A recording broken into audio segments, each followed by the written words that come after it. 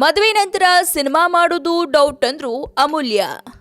ಚೆಲುವಿನ ಚಿತ್ತಾರ ಚಿತ್ರದ ಮೂಲಕ ಚಂದನವನದಲ್ಲಿ ಚಿತ್ತಾರ ಬಿಡಿಸಿದ್ದ ಹುಡುಗಿ ಅಮೂಲ್ಯಗೆ ಕಂಕಣ ಭಾಗ್ಯ ಕೂಡಿ ಬಂದಿದೆ.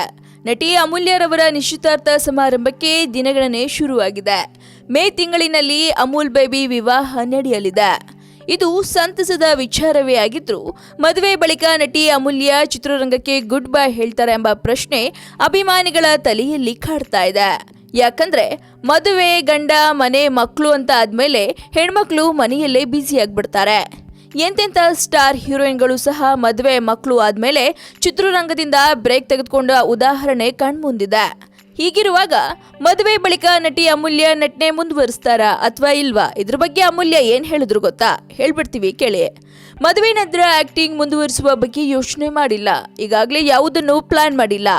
ಅವರ ಕುಟುಂಬ ಕೂಡ ಈ ಬಗ್ಗೆ ಮಾತನಾಡಿಲ್ಲ ಎಂದು ಹೇಳ್ತಾರೆ ನಟಿ ಅಮೂಲ್ಯ. ಒಳ್ಳೆಯ ಸಿನಿಮಾ ಸಿಕ್ಕರೆ ಆಲೋಚಿಸಬಹುದು, ಈಗಲೇ ಹೇಳುವುದು ಕಷ್ಟ. ಕುಟುಂಬದೊಂದಿಗೆ ಮಾತನಾಡಬೇಕು ಎನ್ನುತ್ತಾರೆ ಮದುಮಗಳು ಅಮೂಲ್ಯ. ಅಮೂಲ್ಯ ಮದುವೆ ಆಗಲಿರುವ ಗಂಡು ಜಗದೀಶ್ ರವರಿಗೆ ಸಿನಿಮಾ ನಂಟಿದೆ.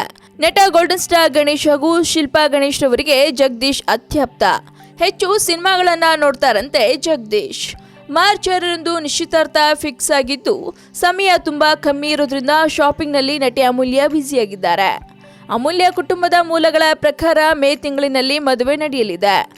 ಗಣೇಶ್ ಅಭಿನಯದ ಮುಗುಳ್ನಗೆ ಚಿತ್ರದಲ್ಲಿ ಅಭಿನಯಿಸಲು ಅಮೂಲ್ಯ ಒಪ್ಪಿಕೊಂಡಿದ್ದಾರೆ. ಮಾರ್ಚ್ ತಿಂಗಳಲ್ಲಿ ಮುಗುಳ್ನಗೆ ಚಿತ್ರೀಕರಣದಲ್ಲಿ ಅಮೂಲ್ಯ ಭಾಗವಹಿಸಲಿದ್ದಾರೆ.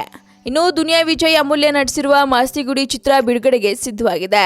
ಹಾಗಿದ್ರೆ ಅಮೂಲ್ಯ ಇನ್ ಮುಂದೆ ಸಿನಿಮಾ ಮಾಡ್ತಾರಾ ಇಲ್ವೋ ಅನ್ನೋ ತಿಳ್ಕೊಳ್ಳೋ ಕುತೂಹಲ ನಿಮ್ಗಿದ್ರೆ ತಪ್ಪದೆ ಸಬ್ಸ್ಕ್ರೈಬ್ ಮಾಡಿ ಫಿಲ್ಮಿ ಬೀಟ್ ಕನ್ನಡ. ಸದ್ಯಕ್ಕೆ ಸುದ್ದಿ ಕೊಟ್ಟಿದ್ದು ನಾನು ನಿಮ್ಮ ಶ್ರುತಿ ಪಾಟೀಲ್. ಹಾಗೆ ವಿಡಿಯೋ ನಿಮ್ಗೆ ಇಷ್ಟವಾದಲ್ಲಿ ಲೈಕ್ ಮಾಡಿ, ಶೇರ್ ಮಾಡಿ ಆ್ಯಂಡ್ ಕಮೆಂಟ್ ಮಾಡಿ.